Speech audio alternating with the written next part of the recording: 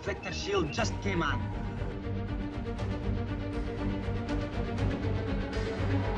He's getting a signal from the spacecraft.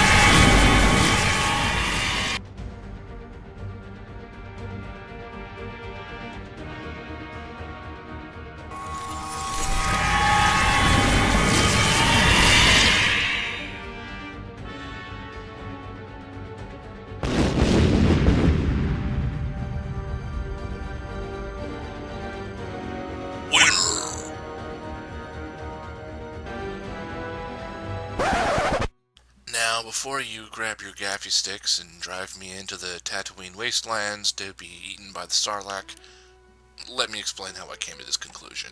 First, the obvious. The sword and the shield. How hard can it hit, and how hard can it get hit?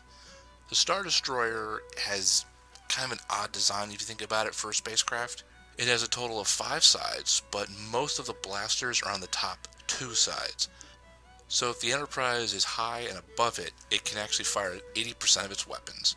But if it gets down closer and takes on that blind spot, that goes down to 40%. If it gets below it and uses the blind spot, that goes down to 5%. If the Enterprise manages to get behind it, that efficiency goes to 0. There are no rear-facing weapons on the Star Destroyer, whereas the Enterprise has omnidirectional weapons. Both the torpedoes and the phasers can go anywhere, and they have computer targeting. Also, what is the power of those weapons? The Star Destroyer has some real problems here.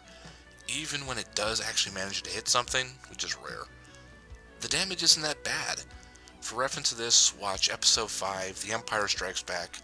On multiple occasions, the Millennium Falcon is hit almost in the exact same place and is damaged but not destroyed. Where the Enterprise has been shown to vaporize mountains from orbit. Then there are shields. This was really easy to figure out. The shields on the Enterprise are great, and the shields on the Star Destroyer suck. Want proof? Watch Empire again, where they enter an asteroid field and watch them just be instantaneously smashed to pieces by slow-moving space rocks. Plus, the maneuverability of the Star Destroyer is just a joke. If you want proof of this, again, watch Empire Strikes Back, where despite having literally an infinite amount of space to work with, 2 of them accidentally smash into each other. What, were the pilots texting? I don't know, I've never really understood this shot, but it happened. Now, if you're still watching, I have more. Diagnostics.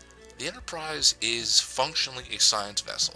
They would be able to scan the Star Destroyer, find out its weaknesses. The Star Destroyer does have diagnostic tools and scanners, but they're not nearly as precise because they don't need to be. Then finally, and lastly, tactics.